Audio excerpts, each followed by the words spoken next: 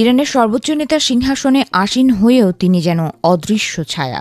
Mostafa Khamenei কি আদৌ Iran শাসন করছেন নাকি পর্দার আড়াল থেকে অন্য কেউ সুতো নাড়ছেন? মার্কিন গোয়েন্দা সংস্থা CIA এবং ইসরায়েলি মোসাদের সাম্প্রতিক এক যৌথ মূল্যায়নে উঠে এসেছে এমন কিছু তথ্য যা তেহরানের ক্ষমতার অলিন্দে এক গভীর রহস্যের জন্ম দিয়েছে। এক্সিওসের বরাতে জানা গেছে, ইরানের প্রকৃত শাসক কে তা নিয়ে চরম গোলকধাঁধায় পড়েছে বিশ্বের বাঘা বাঘা গোয়েন্দারা। মোস্তফা খামেনি জীবিত আছেন, গোয়েন্দাদের কাছে এমন তথ্য থাকলেও তিনি সরাসরি রাষ্ট্রীয় সিদ্ধান্ত নিচ্ছেন কিনা তার কোনো অকাট্য প্রমাণ নেই। গোয়েন্দা সূত্রগুলো বলছে, সাম্প্রতিক সময়ে ইরানের কোনো গুরুত্বপূর্ণ বৈঠকে বা রাষ্ট্রীয় কার্যক্রমে তার সশরীরে উপস্থিতির কোনো চিহ্ন পাওয়া যায়নি। নিরাপত্তার শঙ্কার দোহাই দিয়ে মোস্তফার সাথে উচ্চপদস্থ কর্মকর্তাদের সাক্ষাৎও সীমিত রাখা হয়েছে, যা এই রহস্যের ডালপালাকে আরও বিস্তৃত করেছে। সাম্প্রতিক উত্তপ্ত পরিস্থিতিতে অনেক প্রভাবশালী নেতা নিহত হওয়ার পর থেকেই ক্ষমতার কেন্দ্রে বিশাল শূন্যতা তৈরি হয়েছে। গোয়েন্দা রিপোর্ট বলছে, এই সুযোগে দেশটির রাজনীতি ও নিরাপত্তার পূর্ণ নিয়ন্ত্রণ এখন গার্ডের হাতে চলে গেছে। সবচেয়ে চমকপ্রদ তথ্য হল, মোস্তফার নাম সামনে আসার আগে অনেক পশ্চিমা গোয়েন্দা সংস্থা আলী লারিজানিকে ইরানের ডি ফ্যাক্টো বা প্রকৃত নেতা হিসেবে গণ্য করত, কিন্তু লারিজানির রহস্যজনক মৃত্যুর পর সেই সমীকরণ পুরোপুরি পাল্টে যায়।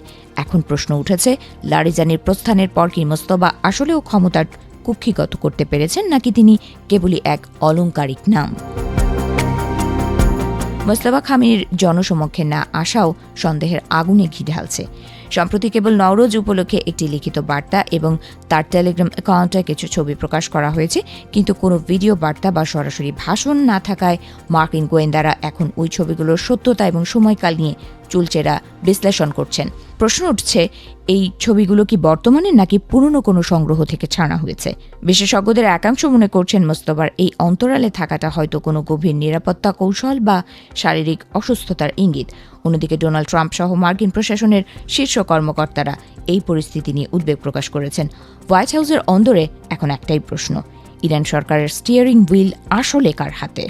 কোনো সুনির্দিষ্ট প্রমাণের অভাবে মার্কিন নীতি নির্ধারকদেরও দুশ্চিন্তায় ফেলেছে।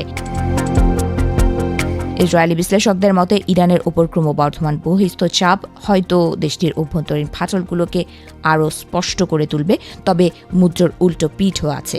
বিশ্লেষকরা সতর্ক করে দিয়ে বলছেন, বর্তমান নেতৃত্ব যদি দুর্বল হয়ে পড়ে তবে মোস্তফা খামেনির মতো আরও চরমপন্থী এবং কট্টর নেতাদের উত্থান ঘটতে পারে, যা মধ্যপ্রাচ্যের পরিস্থিতিকে আরও অস্থিতিশীল করে তুলবে।